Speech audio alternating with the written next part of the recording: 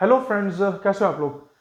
आज का ना जो मैं वीडियो लेके आया हूँ वो मैंने वीडियो बनाया है कि हम जब डेंटल इम्प्लांट डाल देते हैं, डेंटल इम्प्लांट डाल ऑस्टियो इंटीग्रेट हो जाता है इम्प्लांट, हम जब 4 महीने वेट कर लेते हैं, 4 महीने वेटिंग के बाद जब हम ये अज्यूम कर लेते हैं कि इम्प्लांट ऑस्टियो इंटीग्रेट हो चुका है, तो हम ये कैसे असेस करें, हम ये कैसे चेक करें कि हमारा इम्प्लांट जो है वो पूरी तरह से ऑस्टियो इंटीग्रेट हो चुका है, इम्प्लांट प्रॉपरली इंटीग्रेट हो चुका है, वो इम्प्लांट आगे फेल नहीं होगा।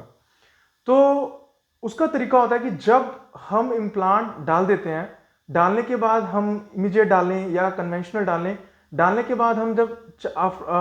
4-5 महीने का वेटिंग पीरियड हो जाता है, 4-5 महीने के बाद हम क्या करेंगे, उसको चेक करने का सबसे एक आसान तरीका है, सबसे इजी वे है कि हम रिवर्स टॉर्क टेस्ट करेंगे।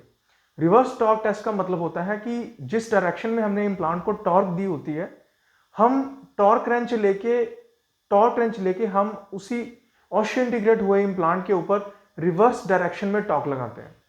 और हम टॉर्क लगाते हैं 13 अप्रोक्सीमेटली 30 या 35 न्यूटन सेंटीमीटर। मान लीजिए हम 30 न्यूटन टॉर्क लगाते हैं, तो हम जब रिवर्स टॉर्क लगाते हैं और 30 न्यूटन सेंटीमीटर तक इम्प्लांट स्टेबल रहता है, कोई पेन नहीं होती है, तो उससे हम ये असेस कर लेते हैं कि हमारा इम्प्लांट जो है वो ऑस्टियो इंटीग्रेट हो चुका है। हम लोग क्या करते हैं, हम लोग माउंट ड्राइवर लेते हैं, जैसे ये माउंट ड्राइवर है, हम माउंट ड्राइवर लेते हैं, हम उस माउंट ड्राइवर को टॉर्क रेंच के ऊपर ऐसे फिट कर देते हैं और इम्प्लांट के ऊपर कवर स्क्रू को निकालने के बाद हम इम्प्लांट के अंदर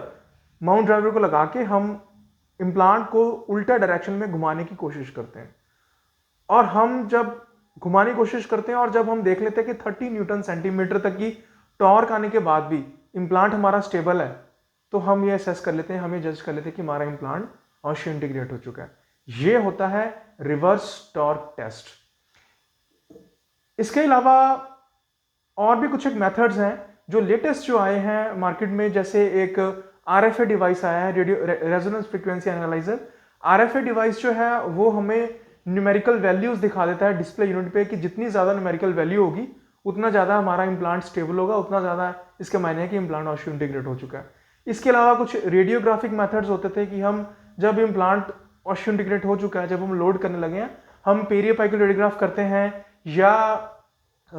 ओपीजी ऑर्थोमेंटोग्राम जो है वो हम करते हैं, ये चेक करने के लिए कि इम्प्लांट हमारा स्टेबल हो गया है, इम्प्लांट हमारा ऑस्टियो इंटीग्रेट हो चुका है। हालांकि ये मेथड इतने रिलायबल नहीं होते हैं, इनसे हम एक्यूरेट जजमेंट नहीं कर पाते, इससे हमें एक रफ सा आइडिया मिलता है कि इम्प्लांट हमारा ऑस्टियो इंटीग्रेट हुआ है कि नहीं हुआ है। सो बेस्ट जो मेथड है, जो मैं परफॉर्म करता हूं, वो है रिवर्स टॉर्क टेस्ट। तो ऐसे हम रिवर्स टॉर्क टेस्ट करके ये असेस करते हैं कि whether implant has osteo integrated और नॉट।